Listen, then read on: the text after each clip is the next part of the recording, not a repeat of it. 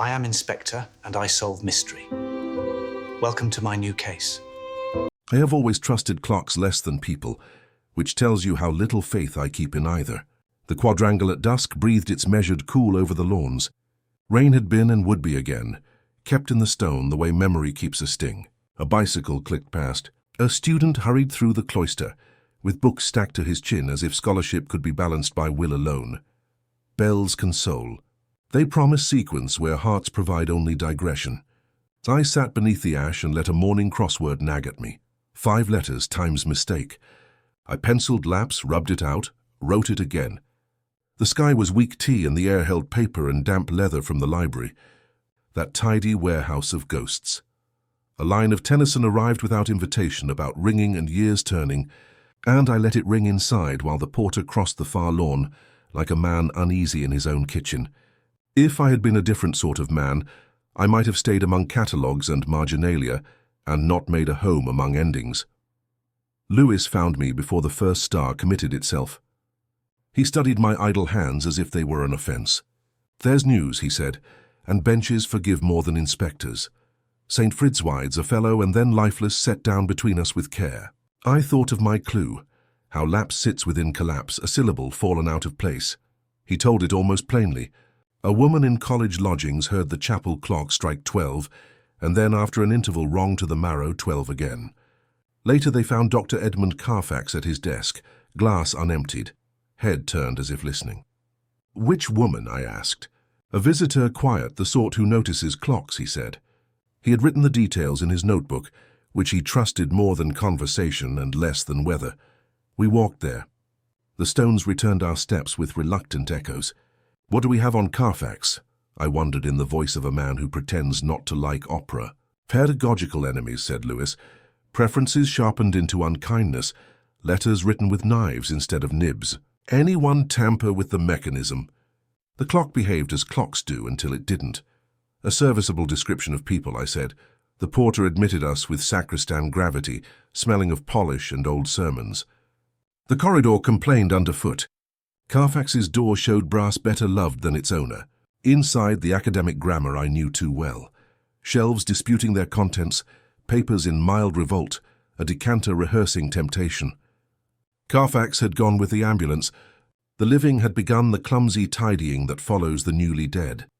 On the desk lay an open notebook, a fountain pen that had bled, and a letter whose torn top showed the serration of haste. I read once and then again because the first journey left me unconvinced. A line pretended to be Milton when it belonged to Marvel. Most would not have cared. Carfax would have cared, and someone might have cared that he cared. Across the court the clock offered a single chime, neat as a schoolmaster. I waited for its twin and received none. "The woman who heard too," I said. "With the porter," said Lewis, steady enough, though her hands worked at each other. "We would speak with her, but not yet. First the room." Room's gossip. Near the wastepaper basket, Ash preserved the ghost of a page. I knelt, foolishly reverent, and my breath undid the relic.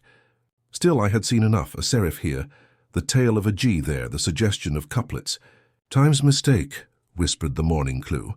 Twice is sometimes another name for once when the listener is prepared, a deduction of sorts.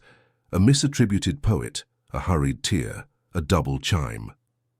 Someone who knew Carfax's pedantry had set a snare with sound or with memory. Clocks can be accomplices. They keep order while permitting deceit to stroll through. I told Lewis that sometimes clocks are honest and people are not, and sometimes the reverse, and our trade is to decide which voice is lying. "Comforting," he said. "Whiskey," I said. Rain returned, punctual as any bell. We stood in the doorway, letting the college breathe its cold patience around us, and I felt the ache of being summoned by something that only pretends to keep good time. Carfax had chosen to die, as though still at work, a posture that made him appear more obstinate than ever. His head bent over the blotter suggested not collapse but argument, and I could almost hear the thin edge of his voice correcting the grammar of the grave. The room held that peculiar scent I have noticed in death, something between ink and extinguished candles, as if the air itself had been rewritten. The porter described the discovery with care, the kind of care that belongs less to grief than to the theatre of duty. He had come on his rounds, knocked once, then entered with the diffidence of a man trespassing. Carfax sat unmoved, glass half full, pen half used, clock on the mantel obedient to its second hand. Only the chapel bell misbehaved, striking its dozen strokes twice, a hesitation of time itself. Lewis listened with the patience of someone who knows patience is his only contribution. He asked if the porter had been drinking. The man bridled. "Not since Sunday, sir." The insistence carried enough sobriety to silence us. He was sure, he said, of the two sequences. The sound had travelled across the quadrangle like a reprimand. No mistake in it. I did not doubt him. Error, I have learned, has its own intonation, and he carried none. The physician, called too late to earn his fee, spoke of the heart.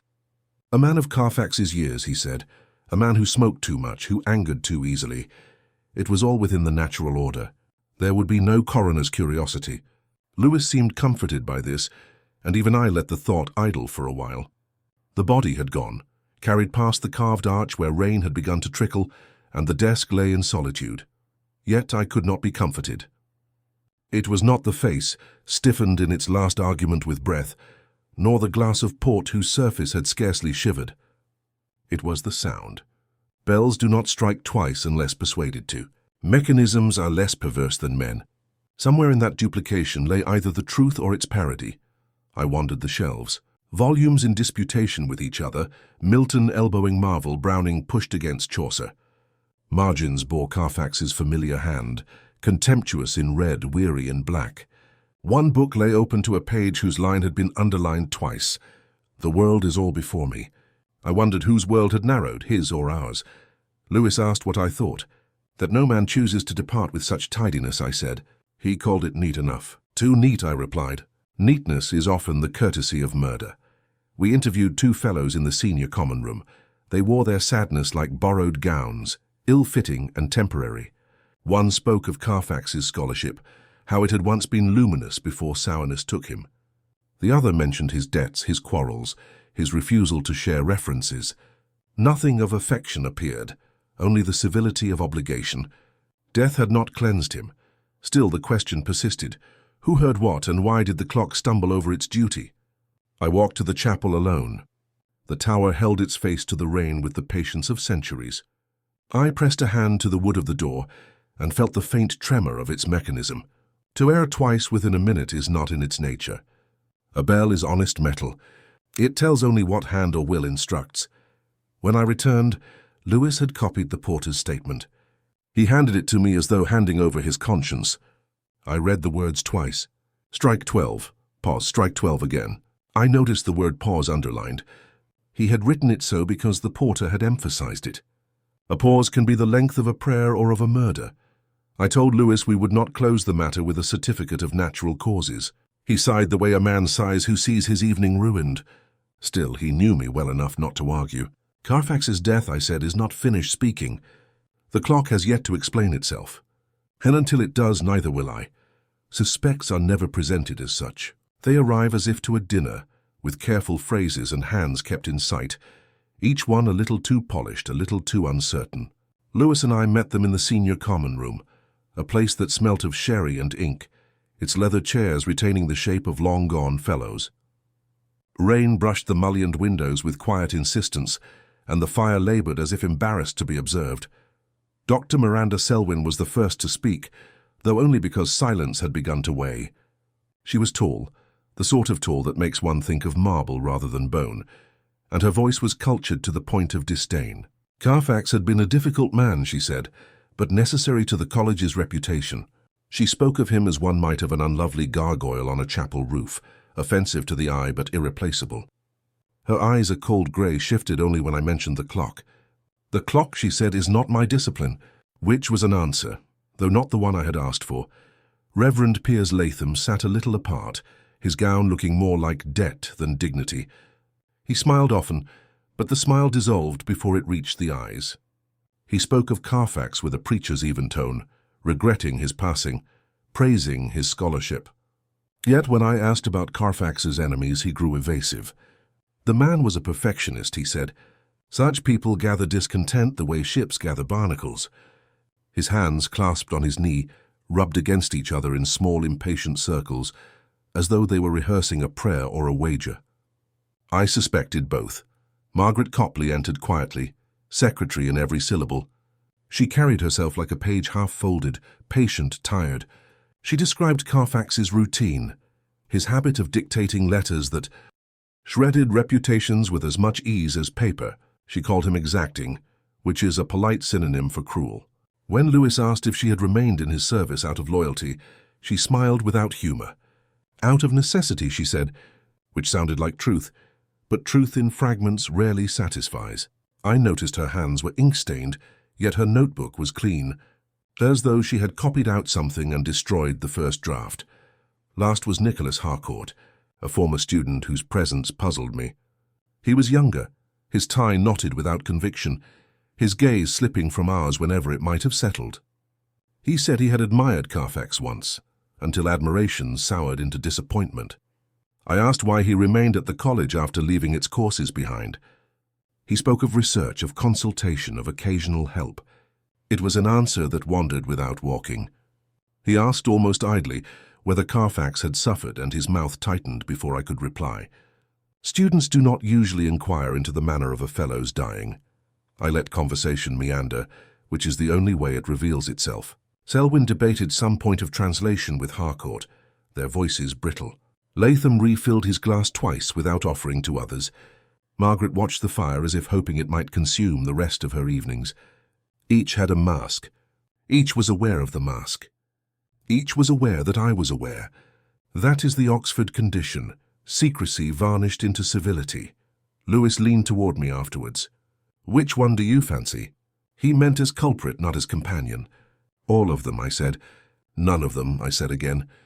He frowned at the ambiguity, but ambiguity is the only honest report in such a room. I added quietly that Selwyn's deflection, Latham's debts, Copley's necessity, and Harcourt's aimless presence were not accidents. Oxford does not deal in accidents. On my way out, I paused at the notice board, littered with announcements of lectures, concerts, and lost umbrellas. One handbill bore Carfax's annotations, corrected in red, as if he had scolded the printer from beyond the grave. In the margin was a line half erased, "Our revels now are ended," and beneath it another hand had written, "Not yet." The ink was recent. Lewis missed it, but I have learned to read what others discard. As we crossed the quadrangle, the chapel clock struck 9, obedient and precise. I listened for a second peal that never came. Yet I thought of the porter's testimony, and of a woman's certainty that night had doubled upon itself. Selwyn, Latham, Copley, Harcourt, each had flinched in their own manner at the suggestion of time gone wrong. I told Lewis that deceit often begins not with words, but with pauses. The pause between 12 and 12 may tell us more than any confession. The grate in Carfax's rooms still bore the evidence of haste. A clump of ash, faintly stubborn, refused the obliteration intended for it. I prodded with the poker until the fragment yielded itself, edges curling like reluctant lips. Half a page, the ink smudged but legible where fire had failed to finish its appetite, a poem misquoted again. Whoever had written it had attributed lines of Donne to Marvel, a blunder so particular that I felt it must have been deliberate. Carfax's pedantry would never have allowed such a slip to pass without combat. I turned the scrap over in my hand. A scent clung to it, not the usual must of rooms where men spent years quarreling with texts, but something floral, expensive, evasive. Perfume lingers where truth is unwelcome. I held it closer, the faint sweetness incongruous with the blackened edges. Lewis beside me sniffed and said nothing. He has the sense to leave silence unbroken until it yields its own weight. Margaret Copley insisted she had cleared Carfax's papers before, but never the great. Her voice quavered slightly as she denied knowledge, which may have been nerves or may have been calculation. I asked her if Carfax received letters often. Too often, she said, her eyes lowering to the pile of correspondence she had already bundled. He demanded replies within the hour, corrections within the minute. But personal letters? She faltered. Rare, she said at last. Rarity is the cloak of significance. The fragment, when smoothed upon the desk, revealed more than poetry. A line beneath the verse suggested threat or plea. I cannot endure the silence longer. It was unsigned. Fire had erased the name, but not the desperation. Silence can mean devotion or blackmail or despair. Carfax had been capable of inspiring all three. Lewis left me to my brooding and returned later with his habitual look of embarrassed knowledge. He had overheard quite by chance a quarrel in the cloister. Selwyn and Harcourt. Their voices were low, but anger makes its own resonance. He caught phrases, promise broken, you have no right, and her laugh, cold enough to chip stone. It did not sound like an academic dispute. Students do not speak to fellows in that tone, nor do fellows risk reputation in such secrecy. Something personal had frayed, and Carfax's death had loosened tongues that prudence once bound. I thought again of the perfume. Selwyn wore none in the common room, her austerity almost severe. But austerity can be armor. Harcourt, restless and pale, had avoided her eyes as though guilty of noticing too much. It was possible that the letter belonged to neither, yet their argument draped itself too neatly over the half-burned evidence. I reread the scrap once more. The handwriting leaned impatiently, the tail of each word flicking like a whip. Not the hand of Margaret, whose script was neat as clerical type, nor the careful calligraphy I imagined Selwyn would cultivate. Harcourt, perhaps. Young men write as though time itself were chasing them. Yet the perfume remained, mocking deduction with its faint persistence. The chapel bell struck again while I stood with the fragment in my hand. Once only, clear as a blade. I felt the irony. That sound should behave while words betrayed themselves.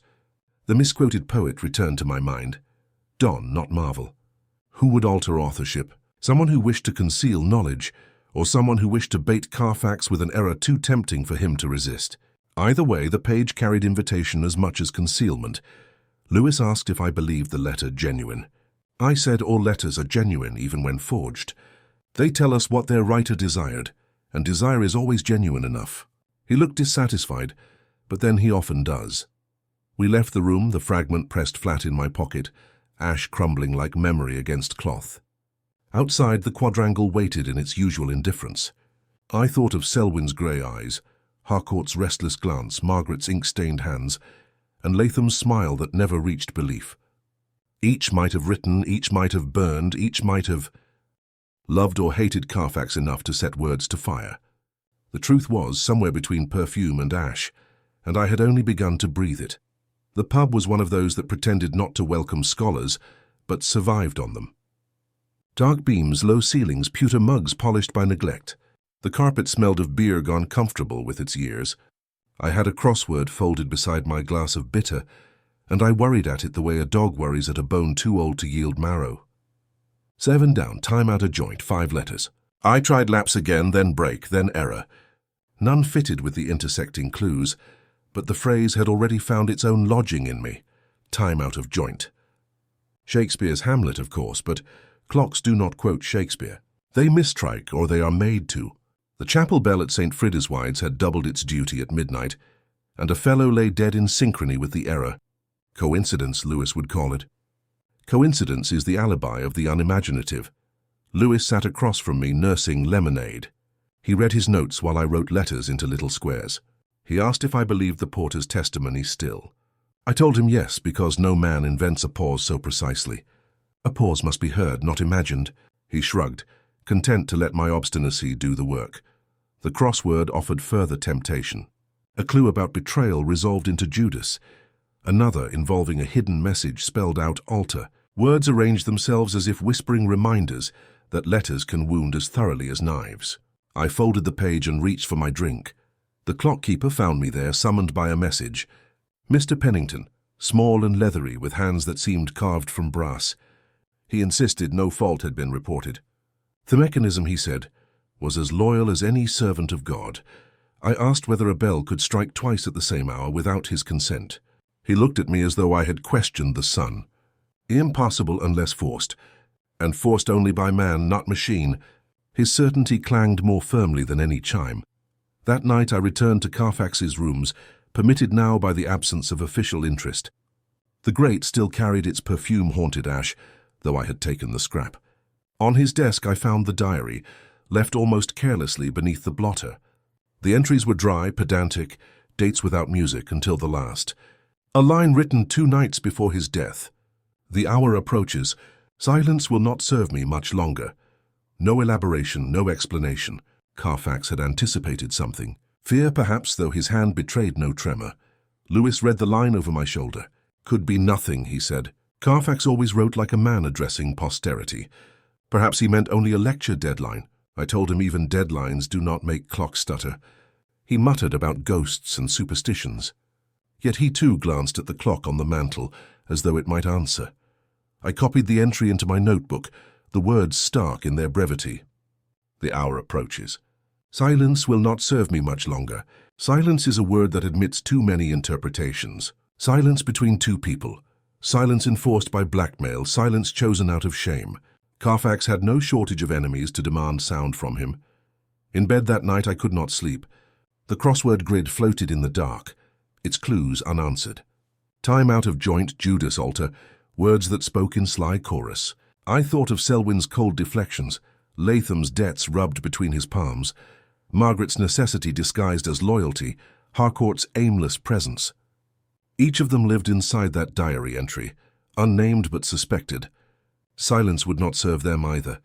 I woke with a line of marvel, though misquoted as Carfax's fragment had been misquoted, but at my back I always hear.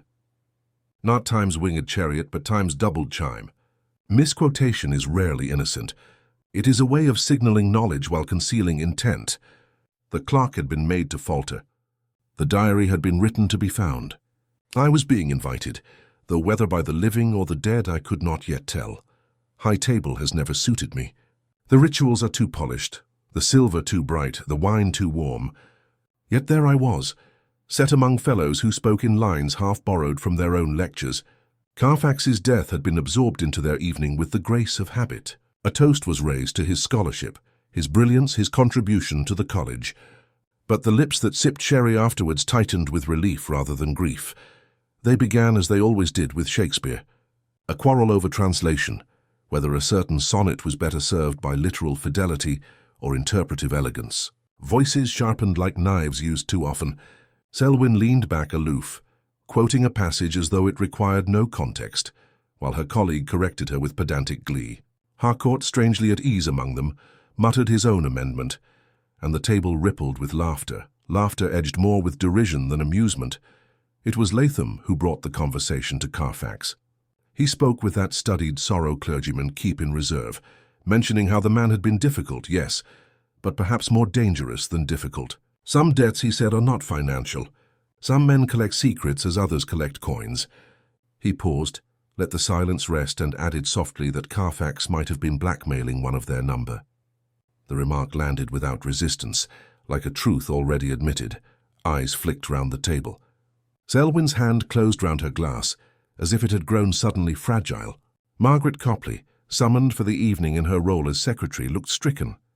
She had little appetite for the theatre of scholars, and her discomfort became a performance of its own.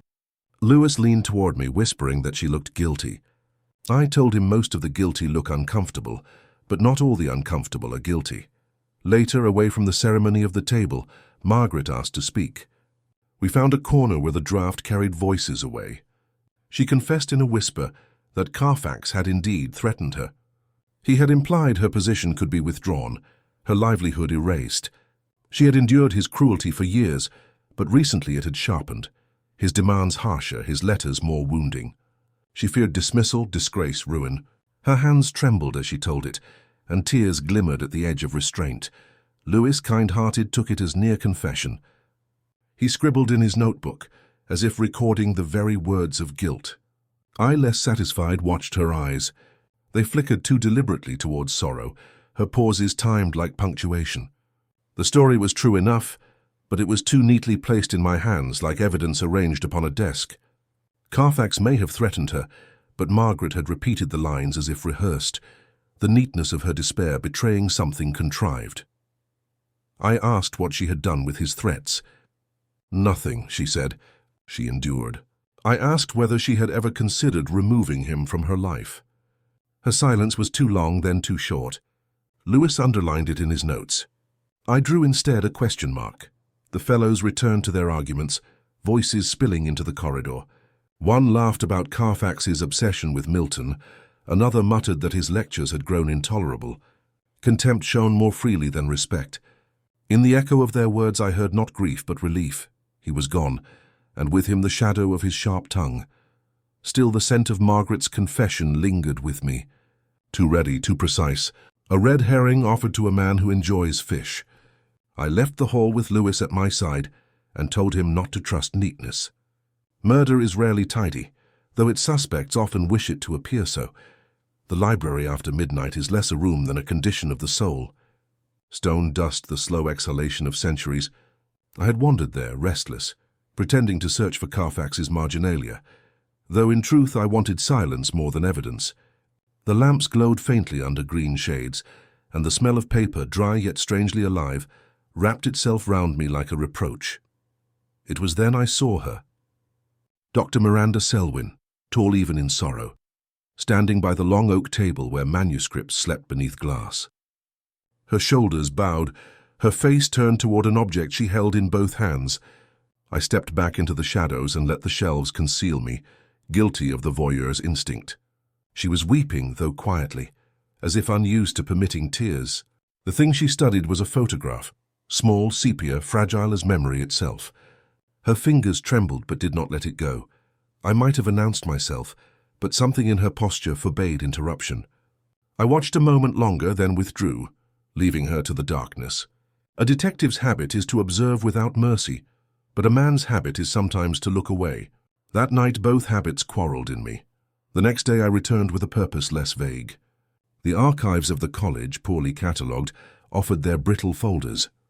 I searched among Carfax's materials, lists of lectures, annotated drafts, yellowing photographs of fellows long deceased. Yet the picture I had glimpsed in Selwyn's hand was nowhere. The gap revealed itself only by accident. A folder marked 1968 contained 3 photographs instead of 4. Its string loosened, the paper around it faintly creased. A picture had been removed. Lewis, watching me with the suspicion he reserves for my silences, asked what I sought. I told him nothing, which was not entirely false. He mentioned that Selwyn had denied seeing Carfax in recent weeks, apart from committee meetings. I thought of her tears, the way she had bent over that lost photograph, and concluded that denial is a discipline scholars practice with more devotion than Latin. Lewis asked if I pitied him. I said pity was too large a word, perhaps only weariness.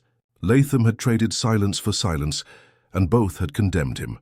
Rain had begun again as we crossed the quadrangle, each drop neat as a metronome. I thought of Carfax, pedantic even in death, and of Latham, undone by the very pauses he had orchestrated.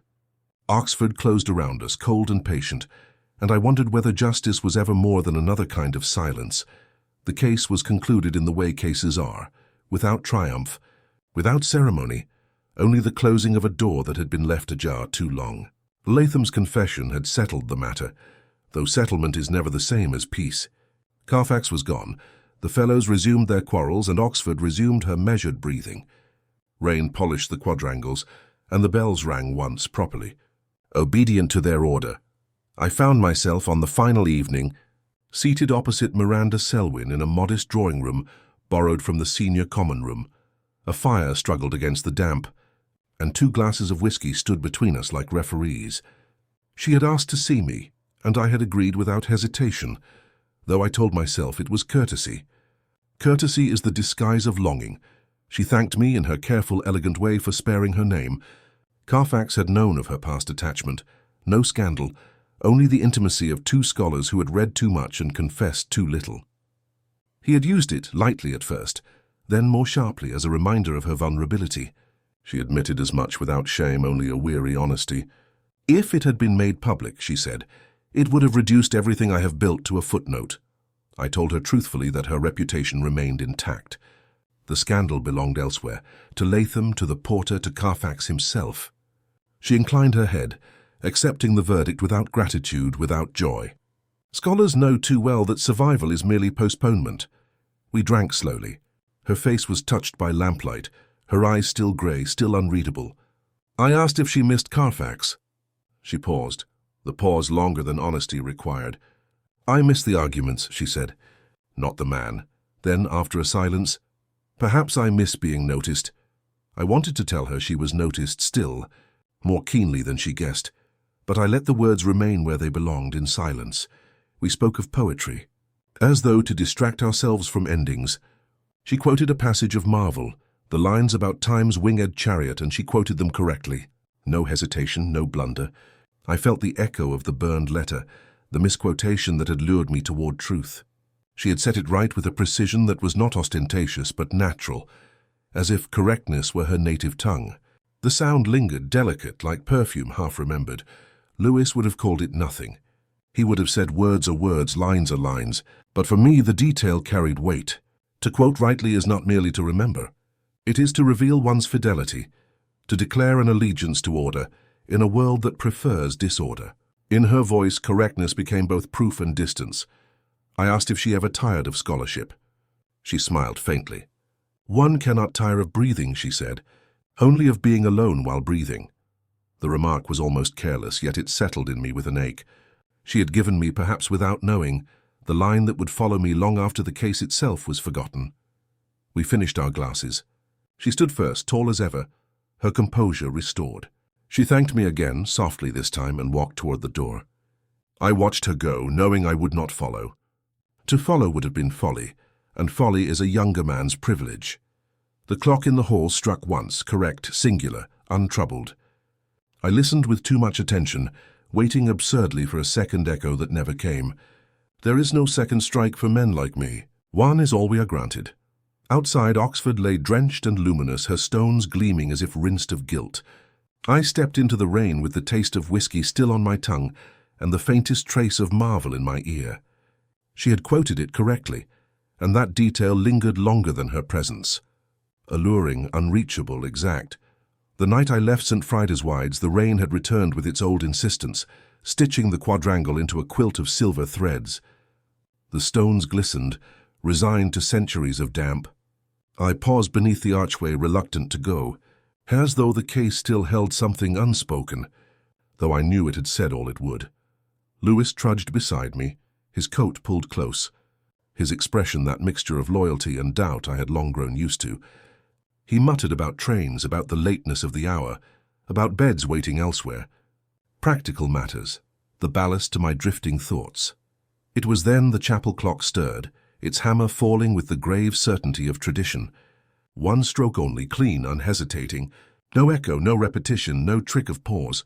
The sound lingered in the wet air, as precise as a line of verse properly quoted. Time had corrected itself, or rather, man's meddling had ended and left the mechanism to its natural honesty. I stood listening longer than reason required. Once, only once, I felt in that solitary chime the verdict of more than a case. Time rarely grants a second chance. A life ends, a mistake is made, a word is spoken or withheld, and there is no repetition. Carfax had learned it. Latham had confessed it. Selwyn had wept for it, and I had known it all my life without needing the bell to tell me. Lewis shifted, uneasy with my silence. He asked the question he always asks when paperwork is done, but conscience lingers. "Do you think justice was done, sir?" I considered the word heavy and worn. Justice is never tidy, never whole. It limps, it compensates, it offers approximations in place of truth. Latham would be tried, condemned, forgotten. Carfax was already forgotten, except as a quarrel extended beyond the grave. Selwyn would retreat into her scholarship, Margaret into her service, Harcourt into whatever youth permits him, and I into whiskey and crosswords. Justice, in the end, is only silence rearranged. When I asked her directly later that afternoon, she smiled without warmth. "A photograph," she said. "I have no use for such things." The word use struck me as calculated, a scholar's word, dismissive, designed to repel inquiry. She went on to say that sentiment clouded reason, that Carfax had been her colleague, nothing more. Her voice was calm, perfectly modulated, but her eyes, grey and unyielding, flickered once when I mentioned the archives. Even that flicker she tried to smother, as though the very movement betrayed her.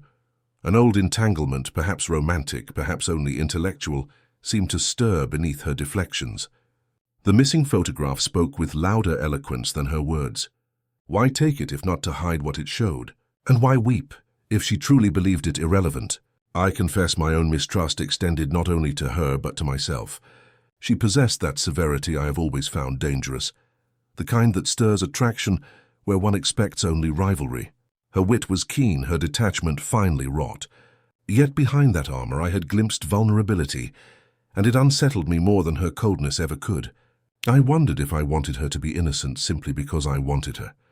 That night, unable to rest, I returned again to my crossword. A clue lingered. Absent from record, 7 letters. I tried deleted, omitted, excised. None satisfied. I thought of the missing photograph, the tears I was not meant to see, the silence she insisted upon. Absence is itself a record. What is missing tells us more than what remains. Lewis brought whiskey, which he considers medicinal for both of us. He asked if Selwyn was involved. I said she was, though not perhaps in the way murder demands.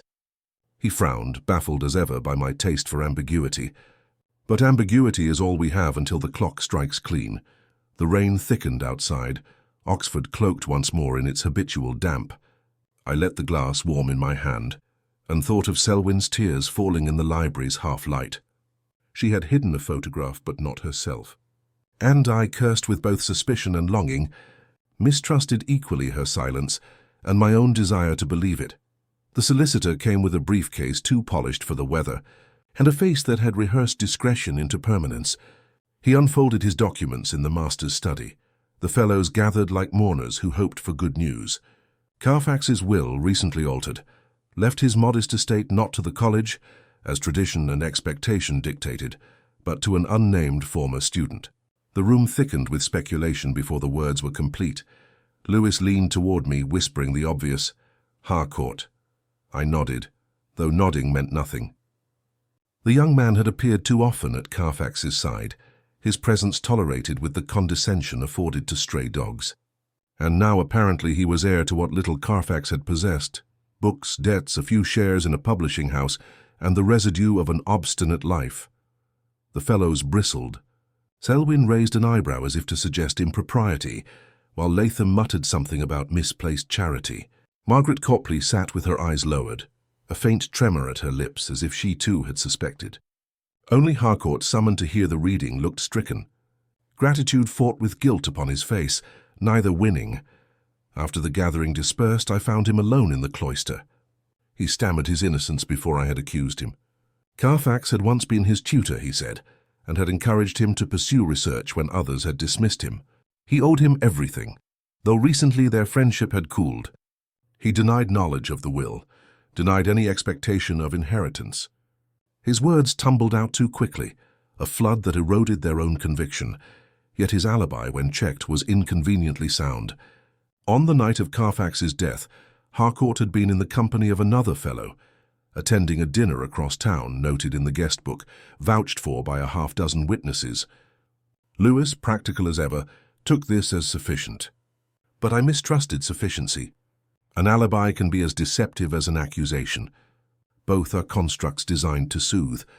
I returned to the will, its clauses dry, its language as pedantic as Carfax himself. One phrase troubled me, to that student who most embodied my hopes.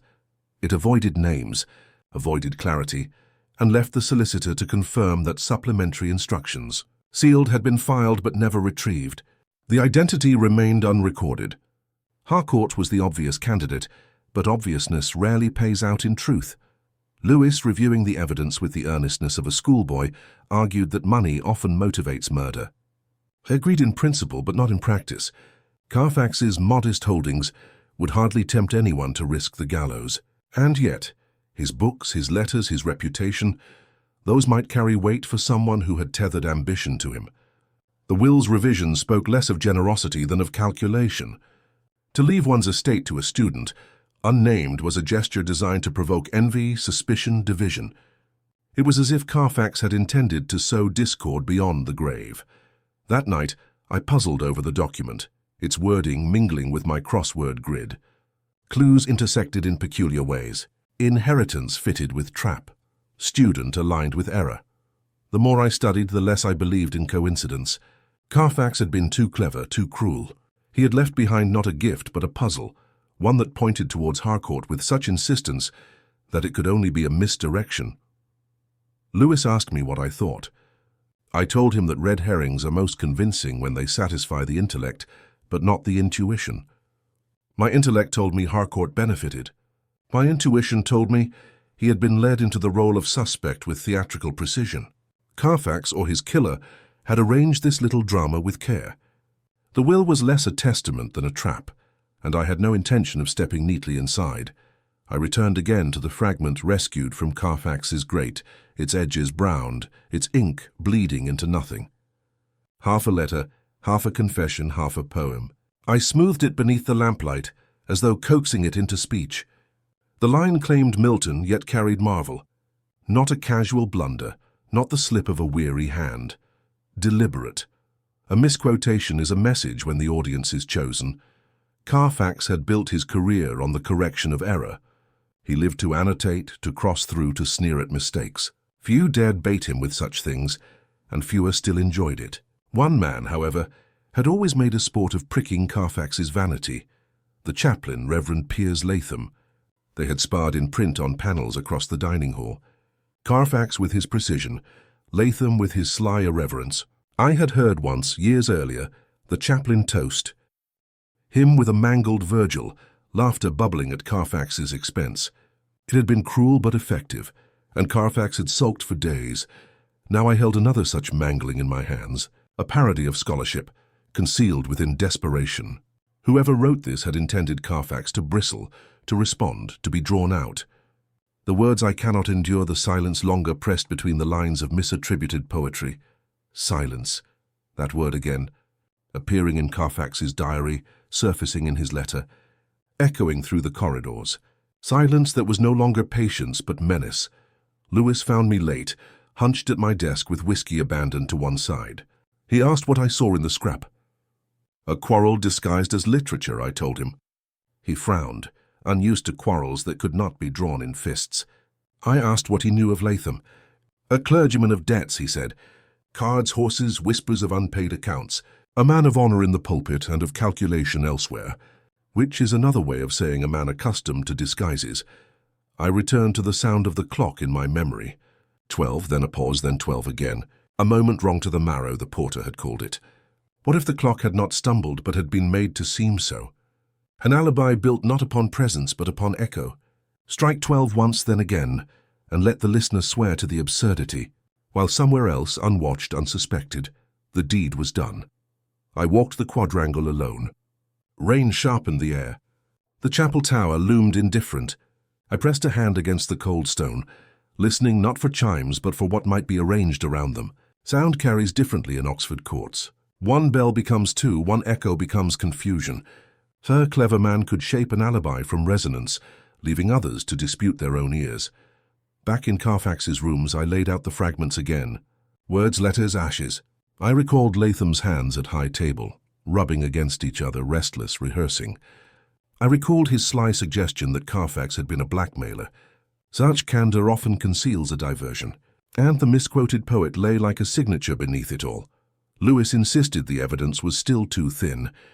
He was right, but thin evidence can slice more deeply than thick lies. The chaplain knew Carfax, knew his vanity, knew how to bait him with error. He had motive, perhaps even means. The debts, the resentments, the long history of rivalry. And now a letter burned but not destroyed, whispering his peculiar wit into the dark. I left the room with the scrap folded carefully in my pocket, as if it might yet betray its author.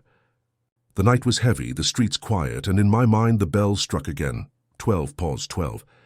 I could not escape the thought that sound itself had been pressed into service, an accomplice as obedient as any servant. The misquoted poet had revealed more than words.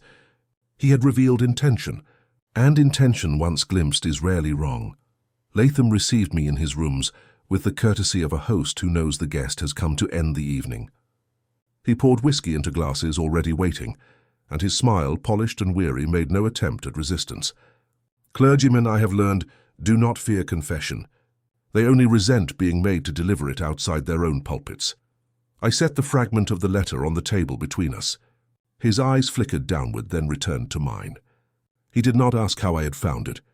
Instead, he remarked that Carfax had always prided himself on his learning, and prided men are easiest to wound. I told him only one fellow enjoyed taunting Carfax with misquotation, and that the sport had once been public. He took a slow sip as if confirming my accuracy. The silence grew and I let it. Silence is a solvent. It dissolves denial first. He spoke then, low, as if addressing the stones themselves. Years ago, he said, when he was younger, too young to resist vanity, he had crossed a line with a student. A moment of weakness, folly, impropriety. Choose whichever word you like, Inspector. The matter had been hushed, forgotten, buried beneath sermons and service. Until Carfax, meticulous in his cruelty, discovered it. The letter, he admitted, was Carfax's weapon, a threat masked in poetry, a demand wrapped in scholarship. Carfax would expose him, destroy what remained of his standing. Latham confessed he had endured weeks of torment, every conversation salted with innuendo, every meeting charged with menace. His debts had already undone him, and now his reputation trembled at the edge of ruin. Carfax, he said bitterly, delighted in the anticipation more than he would have in the revelation itself. I asked how Carfax had died. Latham's hands folded neatly on the table, as though in prayer. The port, he said, a draught prepared in advance, colorless, odorless, efficient. Carfax had poured his usual glass before dictating letters, never suspecting his own habits would betray him. The poison did what sermons could not, it silenced him. Latham's voice caught only once on the word silence, as if the word itself condemned him. And the clock? I pressed. He smiled faintly, almost proud. The porter had been bribed. Not a fortune, merely the assurance of small favors, the subtle promise that comes with influence. At midnight the man had been persuaded to sound the bell twice, a hesitation between, so that any witness would swear time itself had faltered. The mischief of sound confuses memory. Carfax's death, occurring earlier, became elastic, lost in echo. It was a trick, he admitted, both crude and elegant. Lewis shifted in his chair, appalled, muttering about disgrace. Latham only sighed. Disgrace, he said, had already been his companion. The rest was formality. He looked to me then, not pleading, not defiant, only resigned. What remains for a man whose prayers have already been overheard? I told him murder is rarely tidy, even when dressed in scholarship. He replied that Carfax's own cruelty had made it inevitable, that the fellows should thank him for sparing them further humiliations. The words fell flat, lacking even the strength of justification. He knew it. We all knew it. When we left him, the chapel bells struck the hour with perfect precision, once only obedient without pause. I listened carefully, hearing in its clarity the absence of deceit. The ruse had ended. The truth no longer required doubling. I answered him obliquely, as one does when truth is too untidy to frame. Our revels now are ended, I said, quoting Shakespeare as though it were farewell. Lewis frowned, uncertain whether to nod. He rarely follows the lines of poetry, but he understands enough to know when words are meant to close a door. We stepped into the quadrangle. The rain fell steadily, obedient as the clock had been. Lamplight gathered in puddles, each ripple erasing itself.